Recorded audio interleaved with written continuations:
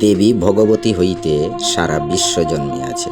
সত্য, রজ ও তম এই তিনটি গুণও সেই দেবী হইতে আলাদা নহে।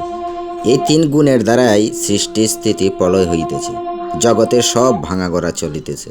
ইহাদের পরিমাণের কম বেশিতে ভালো মন্দ বস্তু সকল হইতেছে, জীবের মনে অনুরাগ, বিদ্বেষ ইত্যাদি হইতেছে। কিন্তু সেই ত্রিগুণময়ী হইয়াও দেবী ভগবতী এই গুণগুলির যে কাজ বা প্রভাব সে সকলের অধীন নহেন। ব্রহ্মা, বিষ্ণু ও মহেশ্বরও তাহাকে ভালোরূপে জানিয়া উঠিতে পারেন না। কাজেই বলা যায় এই তিন গুণ দ্বারা তিনি বিশ্বে ভাঙাগড়া কাজ করিতেছেন, অথচ নিজে তাহাদের মধ্যে জড়াইয়া পড়িতেছেন না। তিনি গুণগুলির বশ নহেন, গুণগুলি তাহার বশ। এই বিশ্বের তিনি আশ্রয়, সারা বিশ্ব তাহার অংশ মাত্র।